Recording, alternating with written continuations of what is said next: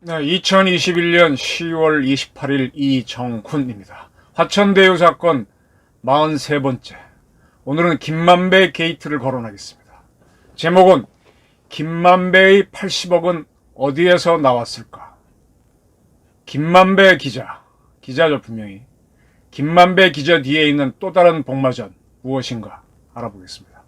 제가 몇 차례 말씀드렸지만 대장동 민간개발 사업은 이강길 씨가 만들었던 대장 AMC 그리고 C7 두 개 회사였죠. 거기에서 하다가 부산저축은행 사건 터지면서 남욱과 정영학 씨가 만들었던 판교 PFV로 넘어갑니다. 그리고 2015년으로 봐야 되겠죠. 그때부터는 김만배 씨가 대표로 있었다고 봐야 되는 화천대유로 넘어갑니다. 네. 이러한 김만배 씨가 2014년 이전으로 판단됩니다. 판교 PFV가 힘을 쓸 때죠. 그때 이 판교 PFV에 80여억 원을 투자했습니다. 이때는 2010년 선거에서 이재명 씨가 성남시장에 당선돼갖고 공영개발을 한다고 주장할 때거든요. 물론 2012년쯤에 유동규 씨가 민간 합작을 해야 된다라는 주장이 있었지만 크게 주목을 못 받은 시점입니다. 이러할 때 김만배 씨가 판교 PFV에 투자한 건 상당히 특이한 점입니다. 이게 민간 개발이 된다는 확신이 없으면 못하는 투자입니다. 왜냐? 판교 PFV는 그 전에 대장 AMC였죠. 이강길 씨가 부산은행 등으로부터 1,800여 원을 빌려가지고 대장동 지역의 땅을 샀습니다. 그래서 그 돈을 갚아라는 요구를 받고 있었거든요. 2010년부터는 기한 이익 상실 요구, 즉 1,800원 갚아달라라는 요구를 받고 있었습니다. 그리고 2012년에는 부산저축은행 사건이 터져서 더 어려운 처지였는데 김만배 씨가 80억을 투자했다. 참 이상하죠. 그러면 김만배 씨가 얼마나 부자인지 모르겠지만 과연 이 돈은 자기 돈이냐라는 의심이 남는 겁니다. 정영학 씨 녹음 파일에 많은 자료가 달려있는데 2019년과 2020년 화천대유에서 있었던 걸 녹음한 걸 보면은 화천대유의 자금 담당 직원이 수시로 은행에 가서 2천만 원, 3천만 원씩 현금을 인출합니다. 하도 현금을 많이 가져가서 은행과 싸움이 날 정도였다고 합니다. 그리고 이 정영학 파일에는 이 자금이 흘러간 것이 어딘지 짐작케 하는 대목도 있습니다. 화천대유는 김만배한테 476억 원을 빌려줍니다. 근데 이 돈 말고도 화천대유의 돈이 어디론가 갔는데 김만배한테 간 거는 476억 원이 확인되는데 확인되지 않는 돈이 또 있습니다. 그리고 김만배가 빌려갔다는 476억 원도 어디로 갔는지 행방이 묘연한 곳이 많습니다.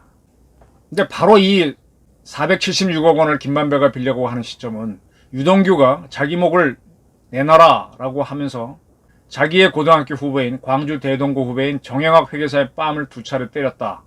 그리고 남욱 씨도 때렸다. 뺨을 때렸다. 이거는 남욱 씨도 얘기하고 정영학 씨 파일에도 있고 이 때린 거에 대해서는 유동규도 부인을 못합니다. 그리고 이 시기에 김만배와 유동규는 만나서 도합 700억 원을 유동규에게 주자라고 합의를 합니다. 근데 이게 세금이 포함되냐 안 되냐를 갖고 다투다가 나중에 뭐 400 몇 억으로 서로 합의를 보게 되는 그런 시점이 되는 겁니다. 그래서 그 시점에 하여간 화천대유가 김만배한테 476억 원을 빌려주고 그 외에 다른 돈도 어디론가 보냈는데 확인이 안 된다는 거. 그리고 김만배가 가져간 돈도 어디로 갔는지 묘연하다는 거. 묘연한 부분이 있다는 겁니다. 때문에 지난 4월 금융정보분석원은 화천대유에서 자금이 이상하다. 어디 횡령 가능성이 있다고 경찰에 통보를 했고 그걸 서울 용산서가 수사하다가 지지부진하게 수사했죠. 그러다가 대장동 게이트가 터져 나오자 이걸 경기 남부경찰청에서 현재 수사를 하고 있는데 그리고 이제 지난번에 문재인 대통령이 둘이 뭐 잘 하라라 그래서 지금 검찰로 통합되는 것 같긴 한데 어떻게 되는지 현재 수사는 어떻게 되는지 지지부진한 상태. 저도 잘 모르고 아는 사람도 별로 없습니다. 이러한 돈에 대해서 화천대유 측은 뭐라고 설명했는가 하면은 사채 수준의 이자를 요구하는 분들이 많았다. 네. 사실 대행사 하게 되면은 사채 빌려오게 되면 원금의 2배 정도 갚는 게 많죠. 그 초기 사업비를 상환하려고 476억 원을 빌려준 것이다. 뭐 그렇게 얘기합니다. 근데 수사기관 관계자는 그러한 소명 자체가 진실인지 아닌지를 떠나서 그러한 소명을 해도 빠지는 80억 원이 남는다. 도대체 이게 뭐가 뭔지 모르겠다 이렇게 이해하고 있습니다. 오늘 아침 동아일보가 굉장히 큰 기사를 보도했습니다. 화천대유 돈 수십억 돌고 돌아 S사로 김만배 회장의 투자 제의도, 김만배 S사 회장에게 투자를 제의하기도, 이런 내용입니다. S사는 어떤 회사인가 하면은 이재명 후보 재판이 있었죠. 그때 변호사비를 대납해줬다라는 의혹이 있는데 그런 의혹을 받고 있는 변호사들이 대거 사회이사로 들어가 있는 그러한 그룹입니다. 참 특이하죠. 김만배 씨는 이 S사의 회장이 김모 씨인데 현재는 고문으로 있죠. 그에게 2014년부터 15년 사이에 대장동 사업에 투자를 하라고 분명히 제안을 했습니다. 5억 원 정도를 하라고 제안했습니다. 그런 일이 있었고요. 그 다음에 2018년 11월 달에 이 S사는 100억 원 규모의 전환사채 CB를 발행합니다. 근데 이 전환사채를 이 김 회장이 개인 회사인 C인베스트가 전량 인수합니다. 좀 복잡한데 자세히 들으십시오. 근데 이 S사의 김 회장은 K그룹의 배모 회장과 상당히 가깝습니다. 5개월이 지난 2019년 4월 C인베스트가 K그룹, 배모 회장의 K그룹 자회사 두 곳으로부터 20억, 30억, 도합 50억을 빌립니다. 그리고 이제 6개월이 지났나요? 2019년 10월 달에 K그룹은 상장회사인 D금속을 임수하기 위한 컨소시엄을 구성합니다. 그래갖고 다음 달에 인수가 거의 확정된 예정자로 선정이 되죠. 그런데 11월 달에 이 컨소시엄 지분을 전량 매각해버립니다. 그래서 B 토목건설업체인 남호 대표가 최대 주주가 됩니다. 이런 일이 하나 있고요.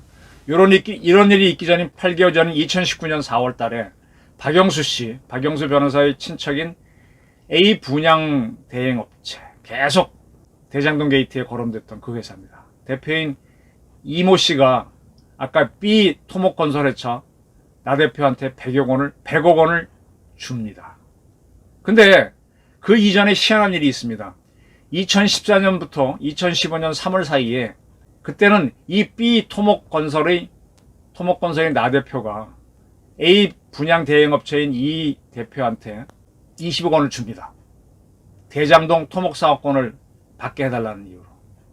근데 B사가 선정이 되지 못합니다. 그러니까 4년 만인 2019년 4월 달에 80억을 더해서 100억 원을 대갚습니다. 그런데 특이한 거는 이 A 분양 대행업체가 이 B 토목 건설 나 대표한테 준 100억 원은 화천대유 김만배 씨한테 나온 돈이라는 겁니다.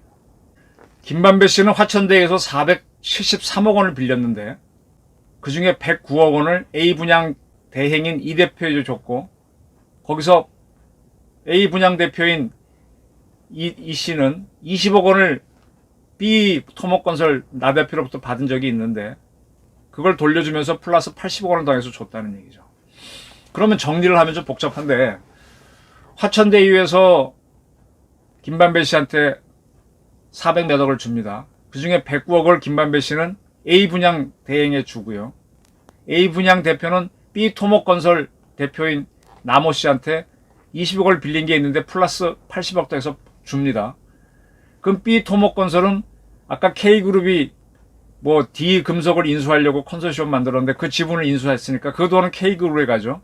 이 K그룹은 다시 C인베스트로 돈을 줬죠. 그건 S사의 오너인 김모 씨 개인 회사로 간 겁니다. 이게 뭘까요? 돈이 이게 왜 S사로 갔을까요? 이에 대해 B 토목건설의 나 대표는 지인으로부터 부실기업 인수에 투자해보라는 권유에 따라 투자했던 것이다. D금속 인수 얘기하는 거죠.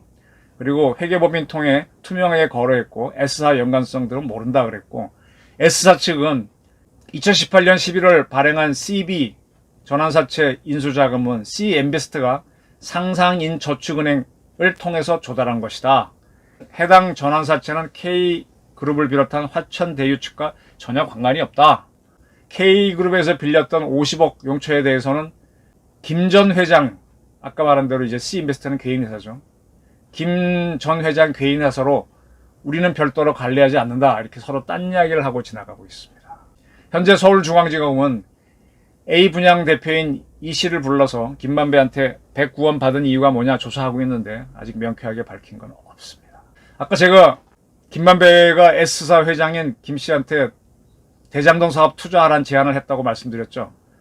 5억 원을 투자해달라고 제안한 건 맞습니다. 이에 대해서 S사 김 회장 측은 투자 제의를 받았지만 실제로 투자하지 않았다. 화천대유와 금전거래는 전혀 없다라고 이야기하고 있습니다. 근데 돈은 돌고 돌아서 김만배에서 나오는 돈은 S사로 가고 있습니다. 또 흥미로운 거는 2009년 12월부터 2018년 1월까지 S사 대표 지낸 최모 씨는 지난해 6월 천화동인 1호, 천화동인 1호는 누구 건지 좀 헷갈리죠. 김만배라는 얘기도 있고 거기서 25억 원을 대여받은 바 있습니다. 그런데 이 S사의 계열사에는 이재명 후보 공직선거법 위반 사건 변호인들이 대거 사회이사로 들어가 있습니다. 이걸 좀 봐주실까요? 10월 27일자 뉴데일리 기사이고 제목입니다. 지금 S사에 들어가 있는 사회이사로 들어가 있는 사람들 이름을 쭉 나열했습니다. 이화영 전 의원, 이화영 씨 누구죠? 킨텍스 대표로 있고 이재명 측근이고 이해찬 측근이죠. 그리고 이재명 씨가 경기지사 할 때 평화부지사를 지낸 사람이고 그 다음에 뭐 이태영, 나승철, 임동규, 김인숙 쭉 변호사 김방림 뭐 숱한 사람. 자, 이 직접 기사를 봐주십시오.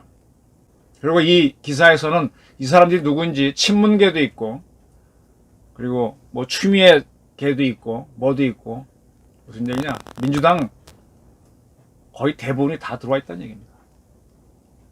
굉장히 긴 기사인데 복잡하긴 한데 사실은 나열이니까 별로 복잡할 건 없어요. 쭉 읽어보시면 좋겠습니다. 굉장히 긴 기사입니다. 읽어봐 주시고요. 이건 제가 복잡하니까 건너뛰겠습니다. 이 S사 굉장히 궁금하시죠? S사는 특장차라고 해서 특장차가 뭔가요? 뭐 소방차, 뭐 특수한 자동차 그런 거죠. 그걸 만드는 K사가 이 S사를 인수해가지고 그럼 K그룹이 돼야 되는데 S그룹으로 이름을 바꿨죠. 인수한 회사. 그 S사는 우리 속옷 만드는 회사로 유명한 회사였고요. 이 S사는 얼마 전에 민주당 국회의원으로 있었던 이스타항공이라고 있었죠. 그 회사가 태국에 만든 법인에 문재인 대통령 사위가 뭐 취직했다 안 했다 시끄러웠었는데 그 이스타항공이 무너졌을 때 무너지기 직전에 그걸 인수하려고 했다가 실패했었죠. 그리고 지금은 다시 이스타항공을 인수하니 안 하니 그런 이름이 나오는 회사입니다. 이 정도만 얘기하겠습니다. 또 최근 나온 소식을 보게 되면은 곽상도 씨가 도대체 무슨 일을 했느냐라고 하는데 화천대유가 포함된 게 하나은행 컨소시엄이죠. 하나은행 컨소시엄이 성남 도경호로부터 대장동 개발 민간사업자로 선정이 되고 그 다음에 이제 성남 도경호가 합쳐져 가지고 성남의 뜰이 되는데 이 하나 컨소시엄이 해산되는 걸 막는 데 도움을 줬답니다. 그래서 그의 아들을 직원으로 화천대유에 고용해서 50억을 줬다. 무슨 얘기냐? 상당히 오랜 시간을 두고 천천히 합법적인 방법, 퇴직금, 뭐 성과급 이런 명분을 해서 이렇게 뇌물을 줬다는 얘기죠. 이와 똑같이 봐야 될 수 있는 게 최영익을 2012년부터 14년 사이 민주당으로 이적해서 성남시 의회 의장을 했던 사람이 이제 성남 도경호를 만들 수 있게 조례안을 통과시켜주고 뭐 그런 행동들을 했죠. 그런 사람이 2020년에 화천대유의 부회장이 돼가지고 봉급도 받고 그의 말에 따르면 1년도 사실 부회장은 할 일도 없고 2020년에는 화천대유는 해체 들어가는 거니까 할 일도 없는데 할 일도 없는 부회장을 하면서 할 일도 없는 회사에서 성과급 40억을 받기로 했다 그랬습니다. 그럼 이게 뭐냐? 사후 뇌물이 아니냐 이런 의심이 드는데 이 부분 수사가 안 되고 있죠. 네. 이런 것처럼 돈은 쓱쓱 돌아서 나중에 이렇게 가는 경우가 있습니다. 자, 저는 오늘 의혹만 제기하겠습니다. 김만배가 판교 PFV에 80억을 투자한 배경은 무엇이고 그 돈은 어디에서 나왔을까? 그리고 유동규는 세금 포함해서 700억을 받기로 했었다고 하는데 과연 그걸 독식하려고 한 것일까? 그리고 이재명을 도와주었던 변호사들은 왜 S사에 다수 들어가 있는가? 이 사건은 뭐냐? 이 사건은 굉장히 많아요. 이재명 게이트도 있고 유동규 게이트가 있고 김만배 게이트가 있습니다. 또 다른 게이트. 복잡하게 엮인 사건입니다. 지금 많은 분들이 김만배 게이트를 놓치고 있는데 기자로서 이렇게 사업을 한 사람에 대해서 언론련, 민원련, 기자협회 입도 빵긋 안 하고 있죠. 김만배 게이트를 파게 되면 돈의 흐름이 나올 수 있습니다. 김만배가 어쩌면 이번 사건에서 가장 중요한 정크션 했는지도 모릅니다. 김만배 게이트 한번 주목해 보시기 바랍니다. 감사합니다.